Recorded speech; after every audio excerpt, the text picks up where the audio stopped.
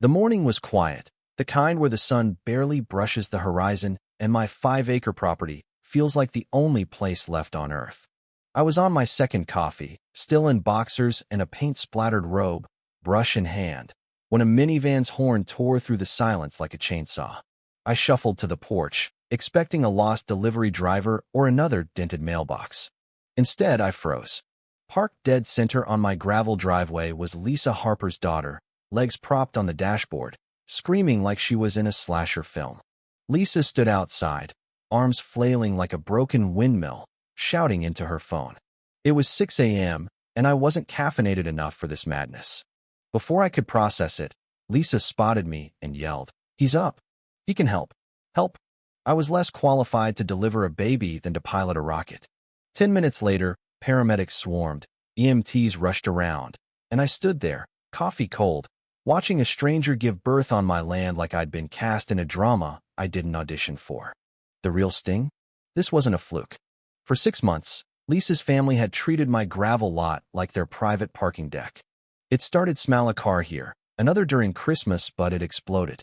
Birthdays, cookouts, graduations, their guests spilled onto my property like I was a prop in their sitcom. Every time I asked them to stop, Lisa hit me with that fake sweet smile and lines like, "Oh, we thought you didn't mind." Or, "Just this once, Tom. You're such a good neighbor." Good neighbor? I moved out here to escape people, not host their parties. I wanted solitude, not Lisa's social chess game where she played queen and I was a pawn.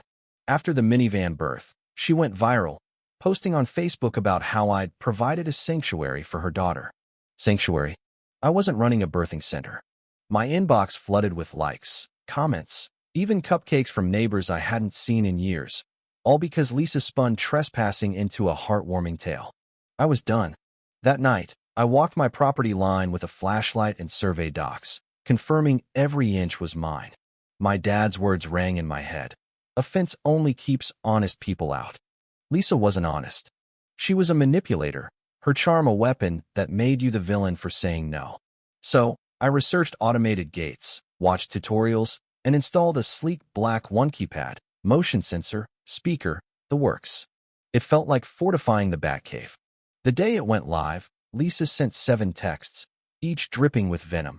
Bold move, neighbor, and we're all one community, Tom. I didn't respond. By dusk, she was at the gate, peering through the bars, jabbing random codes like she'd crack it. I watched from my window, sipping wine, savoring her retreat. I thought the gate would end it, but Lisa doubled down. She started slow walking past my lot, muttering to dog walkers or faking loud phone calls about people who think they own everything. She was crafting a narrative. I wasn't just a guy with a gate. I was a tyrant killing the neighborhood's vibe. Some bought it. One morning, a note in pink gel pen was taped to my gate.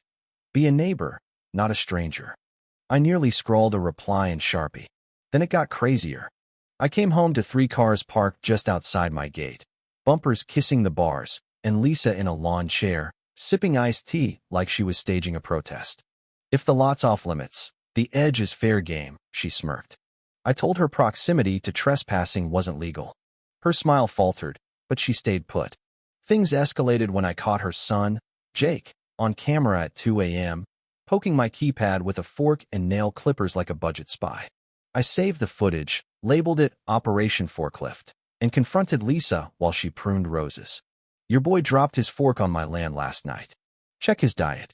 Her face froze, but she laughed. "Oh, Jake's just curious." I shot back, "Real cute for trespassing." She went quiet. But Lisa didn't quit. She threw a huge barbecue, parking 6 cars at my lot's edge, 1 tire on my grass. When Jake got too close, my gate's speaker blared. "Warning, private property."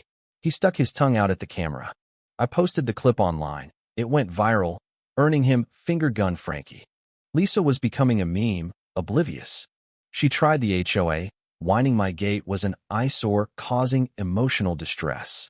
The president, Carl, called, already exhausted. I showed him my deed, footage, everything. He laughed, told me to keep it legal. Lisa's complaint tanked. But she wasn't done. She announced a community cookout on flyers, listing my lot as overflow parking as usual. The nerve made my blood boil. I lined my lot with cones and signs. No parking. Violators towed. At the cookout, most drivers backed off, but Lisa's brother parked his SUV over my grass, kicking a cone. I snapped photos, confronted him, and called the cops for trespassing. The officer gave Lisa a citation. Her smile vanished, her face pale. The neighborhood Facebook group erupted with a post, dividing us one gate at a time. Some defended me, sharing their own Lisa stories. Her charm was crumbling. Then, the bulldozer. At dawn, a mechanical roar woke me. Lisa, in sunglasses and a windbreaker, was driving a yellow beast across my lot, aiming for my gate like a suburban warlord. It got stuck, damaging a septic pipe. I filmed, called the police. Officers arrived, jaws dropped. Lisa ranted about reclaiming community land and emotional support bulldozers. The inspector wasn't said no permit. Thousands in fines for the pipe. The internet exploded. Drone footage, memes, headlines like Suburban Tank Showdown. Lisa vanished for days, her influence shattered.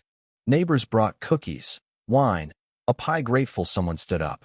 I wasn't done. I painted a mural on my gate.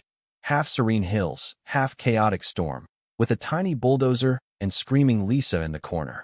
It took 6 days. Neighbors watched, awed. It became a landmark. Lisa saw it once, lurking in a hoodie, then left.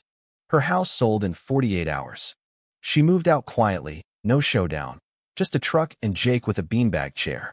New neighbors say young couple with a baby brought pie, respected boundaries. I left the gate open some days, not for access, but to show the line was clear. A producer emailed about a series. I smiled, replied, "Tell me more." Peace wasn't avoiding conflict, it was earning it. Standing by my mural, lavender in the air, I knew this land was mine.